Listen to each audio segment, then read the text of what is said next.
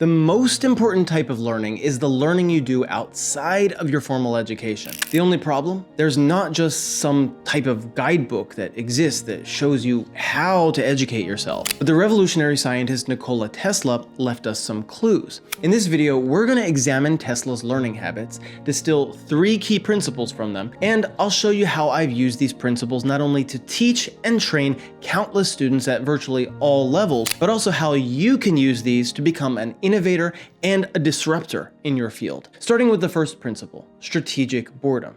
You see, Tesla wasn't just a genius because he read more books or did more experiments than everyone else. What made him truly different was how he used silence and boredom as fuel for creativity. Tesla would often spend long periods completely alone. No noise, no distractions, no constant stimulation. Sometimes he would walk for hours or sit in total stillness, just letting his mind drift. And here's the fascinating part. He credited these moments of doing nothing as the birthplace of his greatest ideas. Take his breakthrough with alternating current, for example. The entire modern world runs on AC electricity, but Tesla didn't stumble on the concept while hunched over a desk scribbling equations. Instead, he was walking in a park in Budapest in 1882, quietly turning ideas over in his head. And then suddenly, in a flash of insight, the vision for the rotating magnetic field came to him so vividly that he could almost see the machinery in front of him. And here's why boredom actually works. When you let yourself get bored,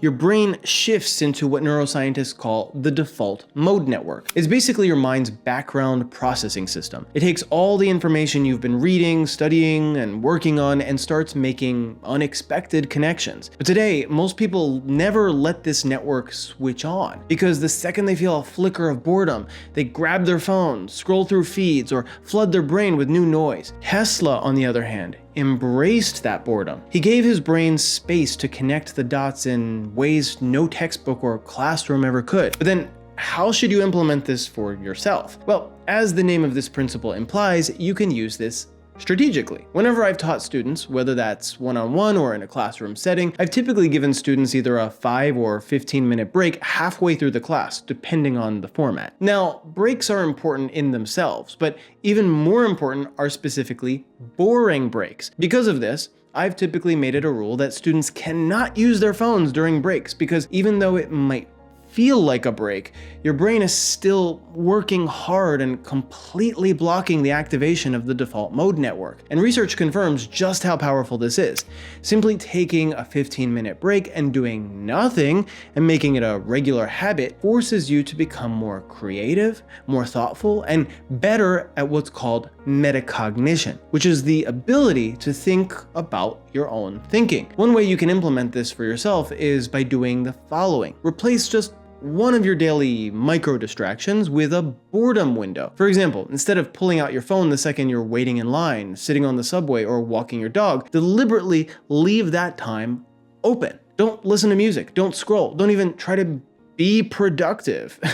Just let your mind wander. It might feel uncomfortable or unnatural at first, like you're wasting time, but that's exactly the point. That's the same kind of space Tesla gave himself. And what happens is fascinating. Your brain starts stitching together insights from conversations, books, projects, and half-formed thoughts you had earlier in the day. Over time, these small pockets of strategic boredom accumulate, and you'll notice new ideas arriving unprompted, like flashes of insight that seem to come out of nowhere. And so it's this simple adjustment that can make you more mentally capable and ultimately more innovative than the vast majority of people. But of course, it would be silly to claim that it was just this one habit that made Tesla a genius. Instead, he combined this habit with another habit, namely building and creating things, which leads us to the next learning principle, project-based learning. You see, Tesla didn't just read scientific theory and leave it on the page. He constantly transformed knowledge into tangible projects. From a young age, he was building devices, testing mechanisms, and experimenting with whatever materials he had on hand. At university in Graz, he became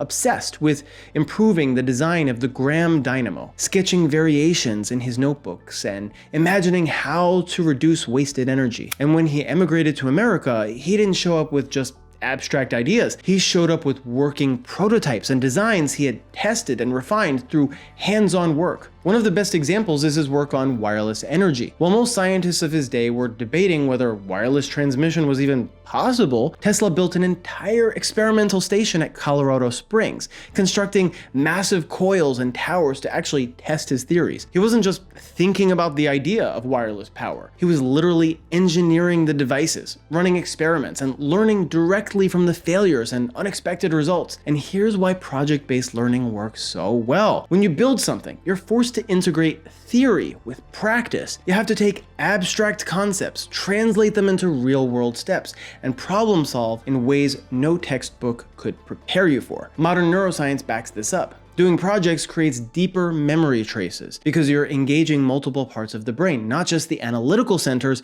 but also motor planning, creativity, and even emotional involvement. Compare that to how most people learn today. They watch videos. I know, ironic. Highlight books, or maybe memorize for an exam. But without turning knowledge into a project, whether that's writing, building, teaching, or designing, the information stays abstract and quickly fades. Tesla's genius was that he never stopped building, never stopped turning theory into reality. And this is something I've used again and again when teaching my own students. While it's not always easy to give my students projects, given the course load they either already have or the class format, whenever I've taught essay writing, I've always left it up to the student to write about or argue for something they have a strong opinion about. That way, they can feel as though what they're creating actually means something. In a more direct way, I've often encouraged my students to get involved with internships or apply for grants for projects they want to pursue. Because at the heart of it, the desire to create is a fundamentally human one. The more you can align your learning process with the actual creation of value, the more motivation you'll have to work hard on it, even when you experience your lowest points. And the more satisfaction you'll ultimately get from it. But how can you implement project-based learning for yourself? Well, let's say you're trying to learn programming. You could spend months following tutorials, memorizing syntax, and watching videos, but most of that information won't stick. Instead,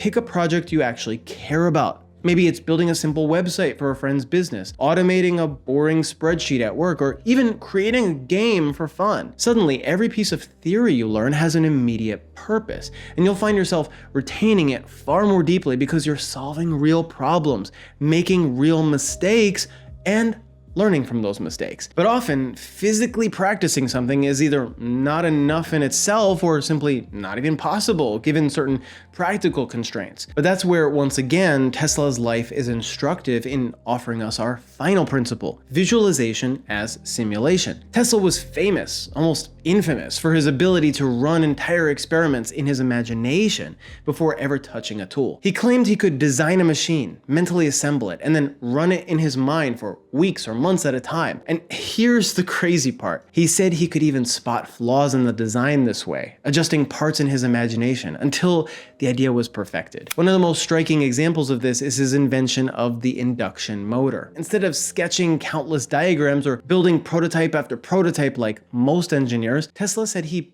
built the whole thing in his mind. Yeah, I know. Pretty crazy, right? He would visualize every coil, every moving part, and then switch it on in his imagination, watching it operate as though it were real. Later, when he finally built the physical version, it matched his mental model almost perfectly, down to the smallest detail. Now, at the time, people thought this ability was almost supernatural, but today, neuroscience has actually confirmed what Tesla instinctively knew. When you visualize something with enough clarity, your brain activates many of the same neural circuits as if you were physically doing it. Athletes use this all the time. Olympic skiers mentally rehearse every turn of a course before they compete. Musicians often imagine playing their instrument to strengthen memory, and surgeons often practice complex procedures in their mind before ever picking up a scalpel. And once again, this is something I've utilized extensively in my teaching and training. The most obvious example was years ago when I taught sales training in my first business. Whenever you get up in front of a room to do any kind of presentation or pitch, it's such a helpful practice to visualize what you look like, how you're standing, what your tone of voice is, what your expressions are, and so on. And not only that, when reviewing your presentation slides,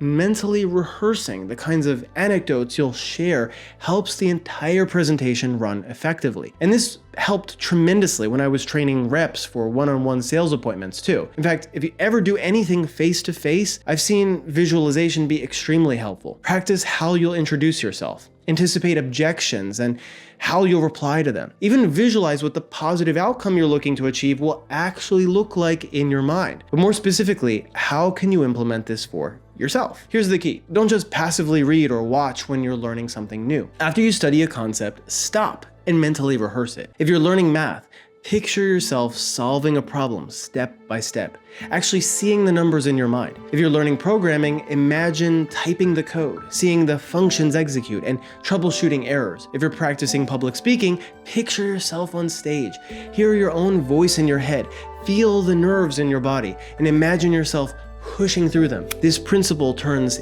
every quiet moment into extra practice time. You don't need equipment, you don't need a classroom, you just need the ability to run the simulation in your head. That's what Tesla mastered. And when you combine this with project-based learning and strategic boredom, you're no longer learning the way most people do. You're building a system for innovation that can put you years ahead of the average learner.